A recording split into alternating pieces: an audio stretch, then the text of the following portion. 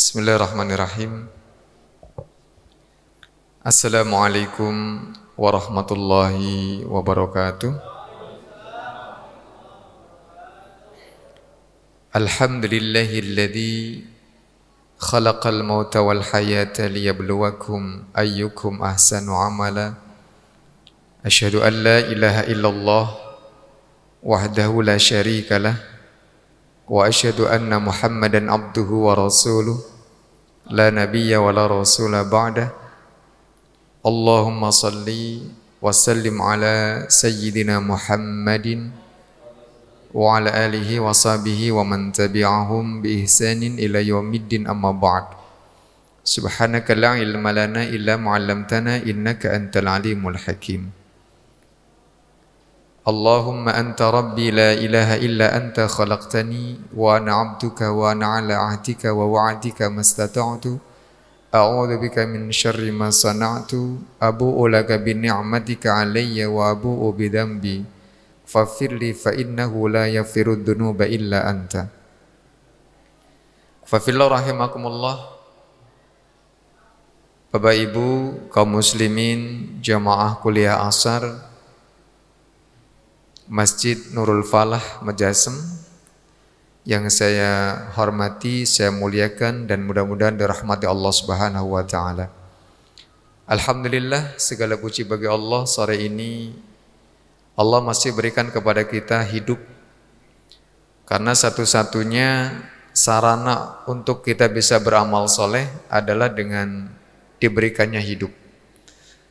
Kalau kita selesai kehidupan, maka sudah tidak ada kesempatan untuk beramal soleh. Hidup itu satu-satunya sarana kita untuk mengais pahala, berbuat yang terbaik. Makanya muqaddimah tadi saya ambil surah Al-Mulk, surat 67 ayat kedua. Alladzi khalaqal mauta wal hayata liyabluwakum ayyukum ahsanu amala. Yaitu Allah yang telah menciptakan kematian, menciptakan kehidupan, dan sebagai ujian bagi kita, sebagai ujian bagi kalian, supaya kalian memiliki amal yang terbaik. Jadi usahakan setiap hari kita punya amal yang terbaik. Apapun itu bentuknya, yang penting amal ini kita tujukan mencari keridhaan Allah Subhanahu wa taala. Dan mudah-mudahan duduknya kita di sini sambil menunggu datangnya waktu maghrib menjadi salah satu di antara amal terbaik kita. Bermajlis di masjid, salah satu rumah Allah, adalah majlis yang terbaik. Dan semoga puasa kita di hari ini menjadi puasa yang diterima oleh Allah Subhanahu wa taala. Karena Nabi SAW dalam sabdanya, yaitu dari Abu Sa'id Al-Khudri radhiyallahu an, bahwa Nabi SAW bersabda, "Man shama yawman fi sabilillah ba'adallahu wajhahu 'anil nari sab'ina kharifan." Rawahu Bukhari wa Muslim. Kata Nabi, siapa yang berpuasa satu hari fi sabilillah, puasa satu hari di jalan Allah. Puasa fi sabilillah itu adalah puasa yang mencari keridhaan Allah dari perkara yang wajib dan perkara yang sunnah. Jadi puasa wajib, puasa Ramadan, kemudian puasa qadha bulan Ramadan, puasa nadar, itu bagian puasa-puasa wajib. Kemudian puasa yang disunahkan oleh Nabi SAW. Jadi puasa wajib, puasa sunnah itu adalah shaum fi sabilillah, puasa di jalan Allah. Maka kata Nabi, orang yang berpuasa satu hari di jalan Allah, Allah akan jauhkan wajahnya dari neraka sepanjang 70 tahun perjalanan. InsyaAllah ya. Jadi satu harinya itu sama dengan 70 tahun perjalanan. Jadi kalau kemudian kita puasa Ramadan tahun ini katakan 30 hari, 7 kali 3 sudah 21. ditambah 02, 2100 tahun wajah kita dijauhkan dari neraka sepanjang itu. Maka mintalah kepada Allah supaya puasa di hari ini benar-benar diterima oleh Allah Subhanahu wa taala. Nanti kaifiahnya ketika datanglah waktu buka, berbuka dengan ucapan bismillah. Biasanya diawali dengan Allahumma laka sumtu wa bika amantu ila akhirih, atau cukup dengan bismillah ketika kita berbuka. Kemudian kita berdoa setelah kerongkongan ini basah, dhahabat dhama'u wabtallatil uruku wa thabatal ajru insyaallah. Telah hilang dahagaku, telah basah kerongkonganku dan telah ditetapkan pahala insyaallah. Baik Bapak Ibu sekalian, kita lanjutkan kajian kita tetap pada kajian kitab Al-Adabul Mufrad. Kitab ini dikarang oleh Al-Imam Al-Hafiz Abu Abdullah Muhammad bin Ismail Al-Bukhari. Dan kitabnya ada, tapi kita pakai slide supaya Bapak Ibu bisa, terutama Bapak-bapak ya, bisa melihat apa yang kemudian dicantumkan di dalam kitab Al-Adabul Mufrad. Bab yang pertama, bab firman Allah, wa wassaynal insana biwalidayhi husnan. Firman Allah Quran surah Al-Ankabut surat ke-29 ayat 8. Wa wassaynal insana biwalidayhi husnan.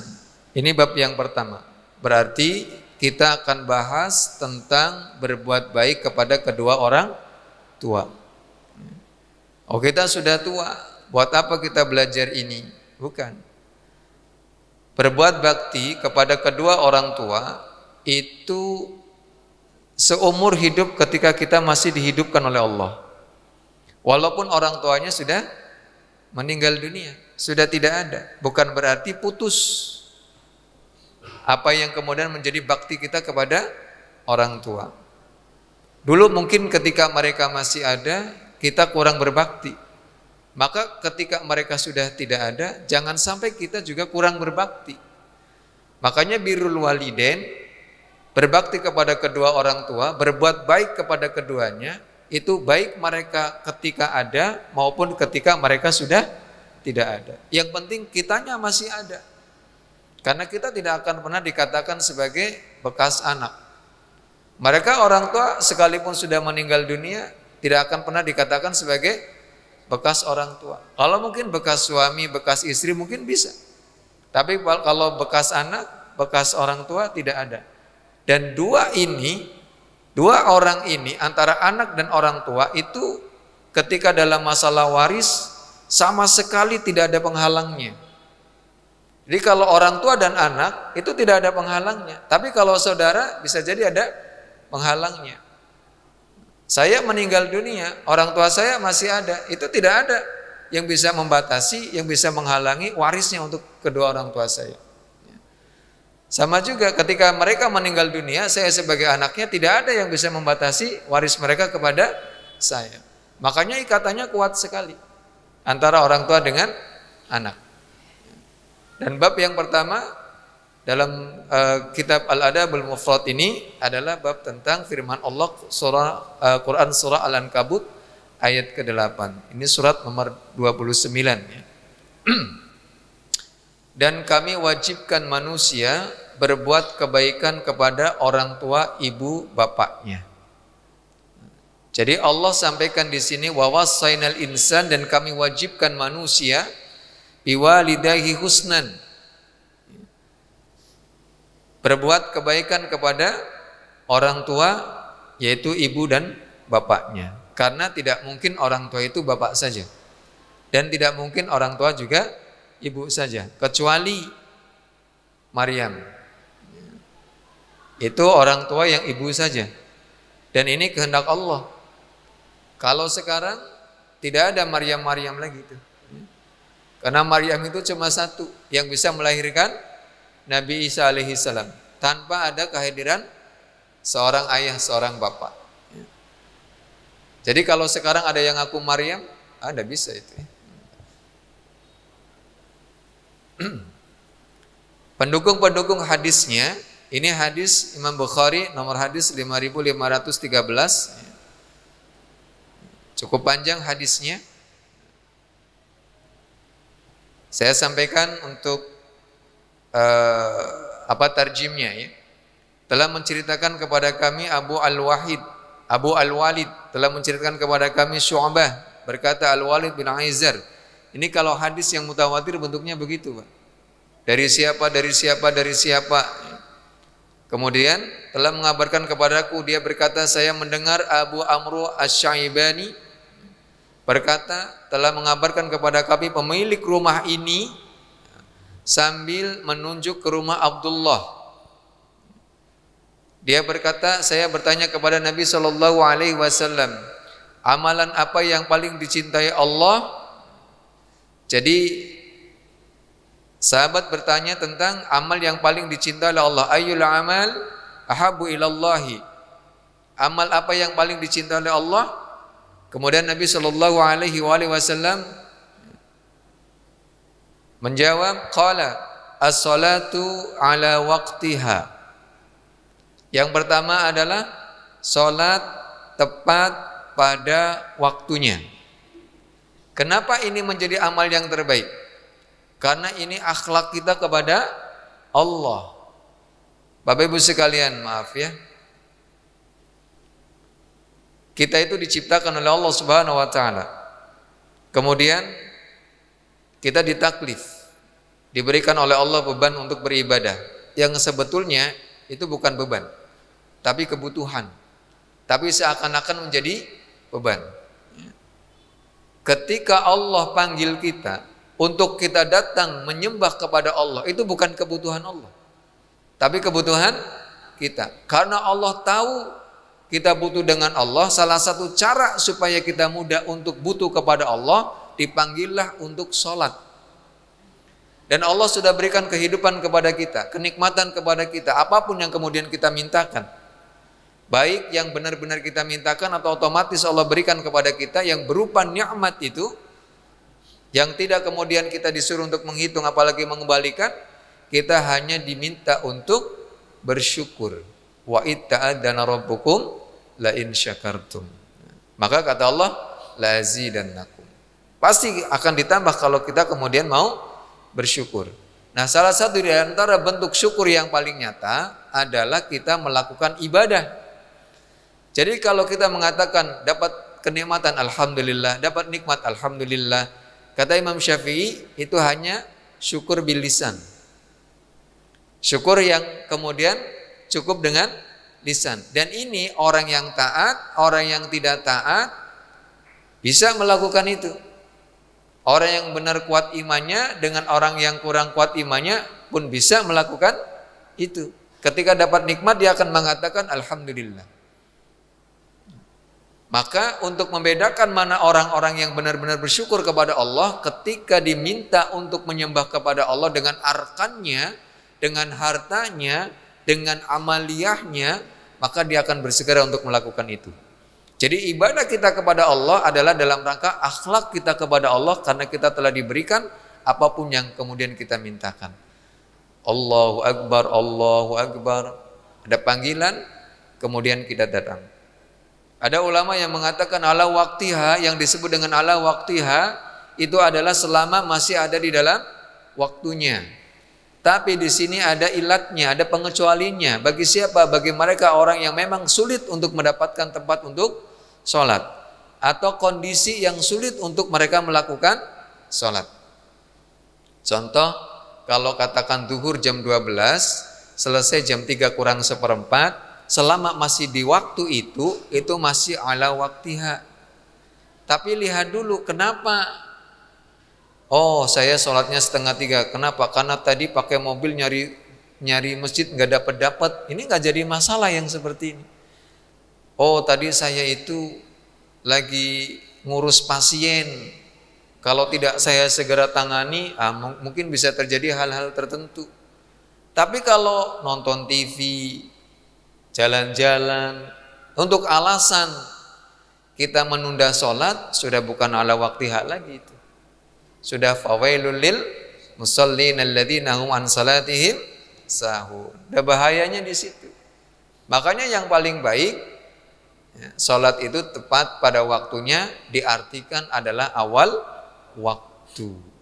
Begitu kita dengar azan, ada kesempatan untuk melakukan sholat, mudah untuk mendatangi masjid, tidak ada halangan sesuatu apapun yang menimpa diri kita ataupun wilayah kita, maka sebetulnya tidak ada alasan kita tidak datang ke masjid untuk melakukan sholat tepat pada waktunya. Makanya ditempatkan oleh Nabi Shallallahu Alaihi Wasallam pada yang pertama, as-sholatu ala waktiha. Karena akhlak kita kepada Allah. Ini kalau mereka dipanggil oleh Allah kemudian tidak datang, itu kan sama saja tidak berakhlak kepada Allah. Kita punya bos saja nih Pak, kita punya bos kita panggil kita, itu saja kita mau datang kok. Apalagi kita dipanggil oleh Allah yang menciptakan bos tuh, yang menguasai nyawa kita, yang tahu tentang kebutuhan kita, yang punya langit, punya bumi, yang punya surga dan neraka. Kenapa kita dipanggil oleh yang punya semua kita tidak mau datang? Dengan alasan inilah, dengan alasan itulah, masih sibuklah, masih inilah. Termasuk ta'lim. Ta'lim itu kalau nunggu kita longgar sulit. Semua orang pasti sibuk. Kalau nunggu, saya lagi sibuk udah bisa ta'lim. Terus kapan kita tidak sibuknya? Orang yang maaf ya, orang yang kurang waras saja juga sibuk kok. Apalagi orang waras, mesti sibuk. Kalau benar-benar tidak menyempatkan untuk datang, tidak bakalan datang itu. Termasuk sholat. Kalau kita mengatakan, oh masih tanggung, masih sibuk, masih ini, kurang akhlak kita kepada Allah. Makanya ditempatkan oleh Nabi kita Muhammad Sallallahu Alaihi Wasallam pada tempat yang pertama. Ya. Jadi pertanyaannya, ayyul amal ahabu ilallahi ta'ala, amal apa yang paling dicintai oleh Allah Ta'ala? Maka dijawab oleh Nabi yang pertama adalah as-salatu ala waktiha. Ini Ramadan, kesempatan kita untuk bisa melakukan itu. Ya. Mudah-mudahan 30 hari bisa sholat tepat waktu. Ya. Supaya nanti tinggal tambahkan 10 hari menjadi 40 hari. Kenapa? Ulama sering menyebut 40 hari untuk bisa istiqomah. Memang tidak ada masalah mau 10, 20, 30, 40 ya. Tapi biasanya kalau sudah sampai 40 itu orang untuk meninggalkan yang baik itu sulit. Makanya biasakan ya insyaallah. Kemudian qala, bertanya lagi, tsumma ai. Kemudian apa lagi? Qala, dijawab oleh Nabi, birrul walidain. Berbuat baik kepada kedua orang tua. Jadi setelah kita sholat tepat pada waktunya, sesuai dengan waktu yang telah ditentukan, akhlak kita kepada Allah. Yang kedua adalah akhlak kita kepada orang tua. Birrul walidain. Berbuat baik. Kalimatnya bir itu bisa apa saja Pak. Bisa tatapan mata, bisa lisan, bisa ketika kita sedang mendengarkan, bisa gestur tubuh kita, bisa apa saja yang kemudian kita berikan kepada orang tua. Makanya kalimatnya menggunakannya birrun. Ya. Jadi sekecil apapun, kalau itu sesuatu yang baik dan disukai oleh orang tua, itu disebut dengan birrun. Mamanya orang tua kita lagi ngomong, kemudian kita mendengarkan, itu sudah birrun itu. Tidak nyela, tidak lebih tinggi suaranya, tidak bentak, itu sudah birrun. Nyuruh sesuatu kepada kita, kita langsung berdiri, langsung berangkat, sudah birrun. Jadi al-birru, kenapa disampaikannya pakai al-birru? Supaya kita benar-benar bisa berbuat kebaikan kepada mereka walaupun dengan cara yang paling sederhana. Jadi tidak ada alasan seorang anak itu tidak bisa birrun kepada orang tuanya. Makanya menggunakannya birru. Di situ Nabi Shallallahu Alaihi Wasallam memberikan peringatan kepada kita bahwa amal yang terbaik, posisi yang kedua setelah kita punya akhlak kepada Allah adalah akhlak kita kepada orang tua. Birrul walidain. Dan al-walidain itu tidak bisa dipisah antara bapak dan ibu. Nanti setelah hadis ini ada hadis yang harus kita pahami lagi nih. Qala thumma ay. Kemudian apa lagi? Qala al-jihadu fi sabilillah. Masya Allah ya. Jihadu fi sabilillah, perang, jihad di jalan Allah yang kemungkinannya dia tidak kembali lagi, tidak pulang lagi, matilah. Masya Allah, itu masih kalah dengan birrul walidain. Makanya Bapak Ibu sekalian, beruntung kalau yang masih punya orang tua.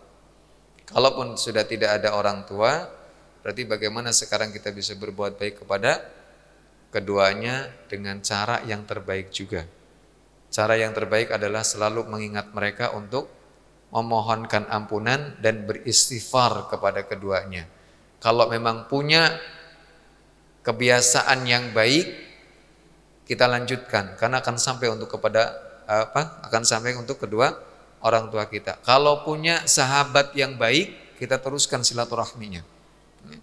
Jadi kalau punya kebiasaan, bapak saya itu tiap pagi, mamanya ya, suka sapu halaman, tirukan saja itu. Bapak saya, ibu saya tiap pagi itu, tiap habis subuh selalu baca Quran. Kita tiru saja, selalu sedekah. Ternyata ada teman yang baik, teman-teman orang tua kita yang baik, yang soleh. Kita datangi, kita silaturahimi. Karena menyambung saudara atau teman dari orang tua kita, itu termasuk bagian dari sunnah. Hanya kalau kita jadi orang tua, punya anak, sampaikan kepada anak kita, nah nih, ya, teman abi, teman bapak, teman ayah, orangnya baik, sampaikan, diwasiatkan. Nanti kalau bapak sudah tidak ada, sambung silaturahminya. Itu sunnah Pak. Jadi kalau kita kemana-mana, kita punya teman, silaturahim kepada mereka. Anak kita dibawa, dikenalkan. Nanti datang bawa hadiah lah, bawa apalah, itu boleh.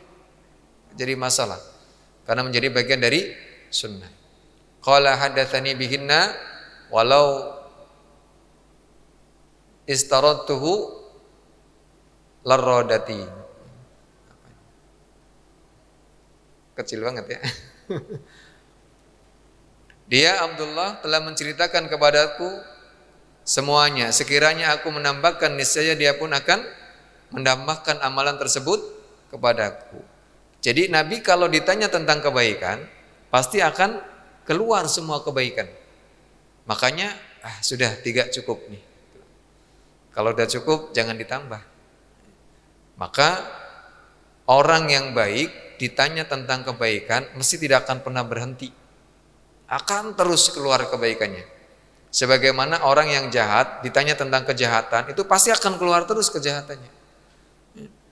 Nabi itu sumber kebaikan, sumber ilmu. Ketika ditanya tentang kebaikan, pasti akan keluar terus. Makanya sahabat nyetop. Kalau saya tanya lagi, mesti akan keluar lagi nih. Ya.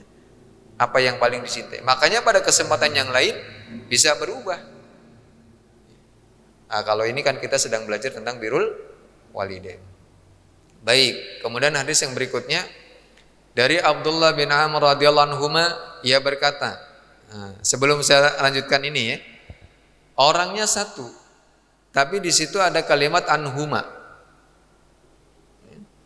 Dari Abdullah bin Amr radhiyallahu anhuma. Huma itu kan dhamir untuk 2 orang. Kata ganti untuk 2 orang. Biasanya seperti Abu Bakar radhiyallahu an. Pakainya dia cuma 1 orang. Umar bin Khattab radhiyallahu anhu. Ali bin Abi Thalib radhiyallahu anhu. Tapi ketika menyebut salah satu di antara sahabat Abdullah bin Amr radhiyallahu anhuma. Kenapa? Ini ada maknanya seperti ini. Amr itu orang tuanya Abdullah. Ini sering disebut dengan Ibnu Amr. Dia itu ketika lihat, bahkan ketika tahu istrinya hamil, dia mengatakan, ini anak nanti akan dijadikan sebagai orang yang mengikuti Nabi Shallallahu Alaihi Wasallam sehingga dia tahu semua apa yang dilakukan oleh nabinya. Jadi sudah diniatkan seperti itu. Begitu lahir, dididiklah dengan didikan ala Rasul, dititipkan kepada Nabi Shallallahu Alaihi Wasallam sehingga bisa melihat apa yang dilakukan oleh Nabi dari hal yang paling kecil.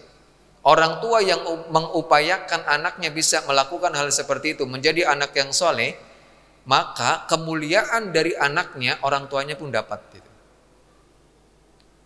Kalau Abu Bakar kan orang tuanya tidak seiman, makanya yang ditunjuk Abu Bakarnya radhiyallahu anhu. Umar sama begitu. Tapi nanti ada sahabat-sahabat yang orang tuanya benar-benar mengupayakan, mengusahakan anaknya itu benar-benar menjadi anak yang bisa menurunkan apa yang menjadi hadis Nabi Shallallahu Alaihi Wasallam, bahkan dititipkan ke rumahnya Nabi, belajar langsung dengan Nabi. Ya kalau dalam bahasa kita tuh bagiannya nggak tidur dengan kita walaupun dia masih kecil. Orang tua yang dari kecil anaknya dipesantrenkan, salah satunya itu. Atau mungkin yang dari kecil disiapkan untuk bisa menghafal Quran, bisa menghafal hadis, bisa tahu tentang ilmu syariah, rela dia itu untuk meluangkan waktunya, mengantar, membiayai orang tua yang seperti itu. Ketika anaknya dimuliakan, dapat kemuliaannya. Makanya disebut radhiyallahu anhuma. Padahal yang disebut di situ adalah Abdullah, tapi bapaknya dapat. Ia berkata Rasulullah Shallallahu Alaihi Wasallam bersabda, ridar Rabbi fi ridul walidan, wasutur Rabbi fi sukhtil walidan. Ini sudah pernah disampaikan belum ya? Saya jadi lupa karena ada 2 tempat yang sama pakai kitab ini. Ya. Kenapa? Tidak apa-apa ya Pak ya. Makin diulang makin paham. Karena ilmu sifatnya begitu. Tapi jangan sampai mengatakan ustahu begitu ya. Nanti saya jadi kecil hati. Ya. Ridho Rabbi, ridho Allah, ridho Rabb itu fi ridhol walidin, tergantung pada ridho orang tua. Wasuhtullah, wasuhtur Rabbi fi sukhtil walidin, dan murka Allah tergantung kepada murka orang tua. Yang dimaksud apa Pak? Yang dimaksud itu adalah ketika keridoan itu sesuai dengan keridoan Allah. Contoh, ada anak dia dapat uang saku dari orang tuanya. Ini buat jajan kamu ya. Tapi ternyata dia lihat ada orang miskin, orang minta-minta, uang sakunya diberikan semua. Kemudian dia nggak jajan tuh. Ada temannya laporan, Pak, itu tadi uangnya buat orang minta-minta semua tuh, sampai dia nggak jajan. Kita orang tuanya meridhoi dengan hal yang seperti itu sama ridhonya ketika Allah meridhoi anak itu. Jadi perbuatan yang Allah ridhoi, kita ridhoi. Bukan begini, Pak, anaknya lagi main judi itu, suara papa wis yang penting menang, nah itu ya. Kan sepertinya orang tua ridho, oh saya sudah ridho, Allah juga nanti ridho. Itu perbuatan maksiat, tidak bisa. Walaupun kita ridho lah ya, suara papa wis anggar menang ya, nyong juga rasan kok, begitu ya. Kan seakan-akan kita jadi orang tuanya ridho tuh dengan perbuatan anaknya. Itu bukan ridho yang dimaksud. Jadi ridho Rabbi, ridhonya Allah itu tergantung kepada ridho orang tua manakala perbuatannya tidak menentang syariah. Nah makanya ya mungkin pernah saya sampaikan juga ya. Jadi kalau ada anak ingin berbuat bakti kepada kedua orang tuanya, jangan pernah ditolak. Walaupun mungkin kita tahu dia juga hidupnya pas-pasan, ngap-ngapan juga tuh, tapi ingin. Jangan pernah ditolak. Kenapa? Qaul ulama mengatakan ini adalah salah satu di antara cara Allah membuka pintu rezeki bagi anak kita. Anak kita baru kerja, ngekos pula, dia harus bayar kos lah, apalagi mungkin lagi nyicil motor untuk berangkat kerjanya. Tapi gajian pertama dia ingin membelikan sesuatu kepada kita, padahal kita nggak butuh dengan itu, Pak. Datang tuh anak kita sore hari ke rumah kita, Pak, alhamdulillah saya dapat gajian kemarin. Ya walaupun tidak banyak, tapi saya ingin memberikan sesuatu kepada Bapak. Yang diberikan pun bukan hal yang istimewa. Mungkin kita sudah punya atau sering kita makan. Di rumah juga mungkin ada. Apa yang harus dilakukan oleh orang tua? Terima dengan senyuman, terima kasih sebagaimana kita berterima kasih kepada orang lain. Kalau kita terima kasih kepada anak sendiri, kepada suami, kepada istri, kan kayaknya biasa saja itu terima kasihnya.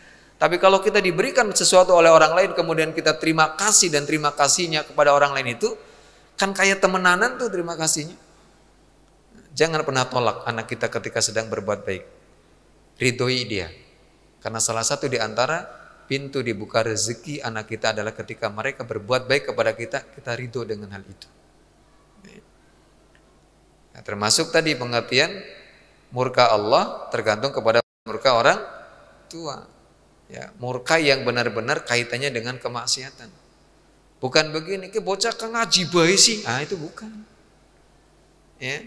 Memang waktunya belajar, waktunya ngaji, habis maghrib sampai isya katakannya. Anak aku tambuh, anggar bermarib kalau isya ya sepoken ngaji tok. Kenapa tidak kita ridhoi? Padahal itu baik kan? Jadi walaupun kita marah kepada anak kita sementara anak kita itu sedang melakukan kebaikan, jadi masalah. Tidak ada pengaruhnya begitu loh. Sebagaimana maaf ya Pak ya, kita lagi ngurus orang tua. Namanya orang tua itu kan maaf makin tua kan makin rewel kan. Kita sebagai anaknya sudah coba untuk melakukan yang terbaik, dipaido enggak tuh? Sering tuh kena paidonan. Anak yang dipaido orang tua kan berarti orang tuanya lagi nggak suka. Itu bukan berarti Allah murka sama kita. Sabar nggak kita itu? Ketika dalam kondisi seperti itu dikatakan itu surga sedang dibuka. Terus nggak ini hatinya sabar? Kalau nggak sabar tutup lagi tuh sama Allah.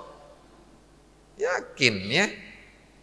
Kita orang yang ikut dengan orang tua karena nggak boleh deh kamu nunggu di rumah lugu lah sama bapak sama ibu. Otomatis kan kita yang nyuci, kita yang nyapu, kita yang masak, kita yang ngurus mereka. Sekali-kalinya momennya kita lagi masak tuh ya, orang tua lagi nggak enak hati, padahal enak masakannya. Tiba itu juga tuh, masakan apa sih kayak gini? Rasanya orang ngalor orang itu. Itu kalau kemudian kita, begitu tuh hati kita merasa enak dengan omongan itu, tutup lagi tuh surganya. Tapi terima saja, nggak usah dijawab. Sampean kawis dimasak kena, nggak usah begitu. Itu tutup lagi itu, tinggal didengarkan. Oh kurang enak bu. Gimana tak enak malim pun ya. Gak usah kemudian kita jawab, yakin tidak perlu. Dan itu pasti akan dialami oleh anak yang ikut dengan orang tuanya atau ngurus orang tua. Leres mboten? Iya. Nah itu pahalanya luar biasa. Masya Allah. Ini kandungan hadisnya ya. Pertama, seorang anak wajib berusaha membuat orang tuanya ridho. Jadi bagaimana supaya orang tuanya itu bisa ridho? Sekarang kan banyak anak yang membuat orang tuanya nangis tuh. Kalau nangisnya bahagia tidak apa-apa, nangisnya nangis sedih itu betul. Kemudian haram melakukan segala sesuatu yang memancing kemarahan kedua orang tua. Haram itu hukumnya. Jadi tidak boleh kita pancing orang tua tuh marah sama kita tuh. Oh ini marah dijegelut momen itu, nggak boleh itu ya, sama sekali itu. Yang ketiga terdapat hubungan sebab musabab. Nah ini Pak, yang agak hati-hati di sini nih. Ada hubungan sebab musabab, sebab dan akibat begitulah. Jadi dalam hadis yang lain Nabi Shallallahu Alaihi Wasallam itu pernah menyampaikan begini. Ada orang tua diseret oleh anaknya. Pada satu batas tertentu, orang tuanya mengatakan, berhenti di sini. Kata anaknya, kenapa engkau minta berhenti di sini? Karena dulu aku seret bapakku sampai di sini. Jadi sebab musabab. Makanya kalau sekarang panjenengan jadi orang tua dibaiki sama anak, yakin dulu ada amal baik untuk orang tua kita. Begitu ya. Ini nih yang anak-anak, kalau nanti ketika jadi orang tua ingin anaknya berbakti kepada kita, sekarang saatnya kita berbakti kepada orang tua. Orang tua tidak ada, bagaimana cara berbaktinya? Sering doakan, maaf ya, jangan sempatkan, ya. Tapi harus punya waktu khusus untuk mendoakan kedua orang tua, bukan sesempatnya. Sangar kelingan lah, jangan. Mendoakan orang tua harus ada waktu khusus. Kalau boleh saya sarankan, pada sholat, setelah sholat. Pokoknya zikir selesai, setelah sholat doakan kedua orang tua kita. Pakai bahasa apapun, yang penting baik bahasanya. Kalaupun tidak bisa dengan Allahumma firli wali walidayya warhamhuma kama rabbayani shaghira, sulit mungkin dengan itu karena baru belajar. Ya Allah, ampuni kedua orang tua saya, ya Allah, kalau mereka punya dosa. Sampai tuh nanti anak kita akan seperti itu kepada kita. Yakin begitu. Kalaupun tidak, istighfar. Ya Allah, saya akan hadiahkan istighfar ini untuk kedua orang tua saya. Astagfirullah, astagfirullah, astagfirullah, astagfirullah. Terus semampu kita. Kalau bisa 1 hari 100 kali untuk orang tua kita. Dan itu pun belum mampu untuk membalas kebaikan mereka. Ini insyaallah ya.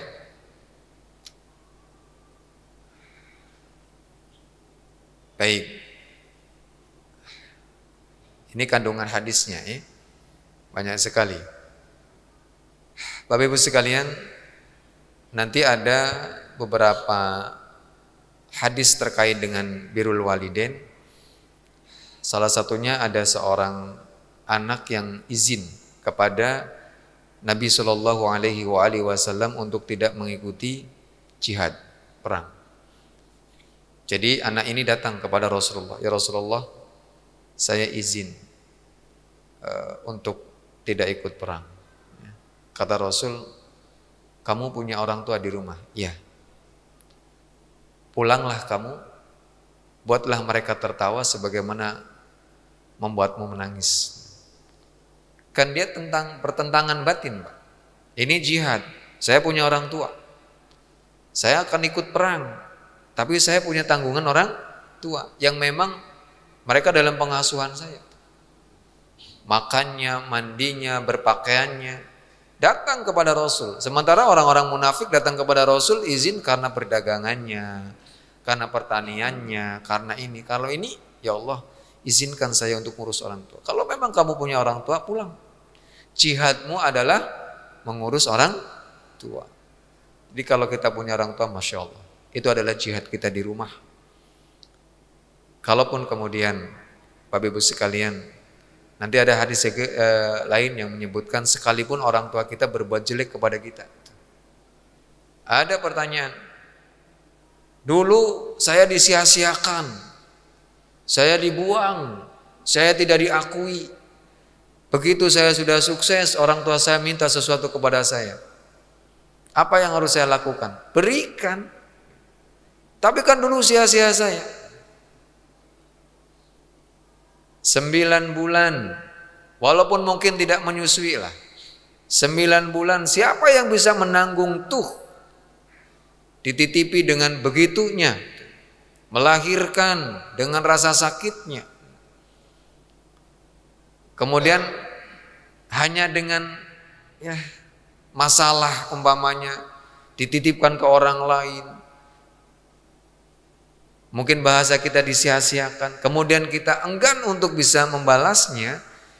Ini mau dipertaruhkan apanya kita tuh dengan orang tua kita, gitu ya.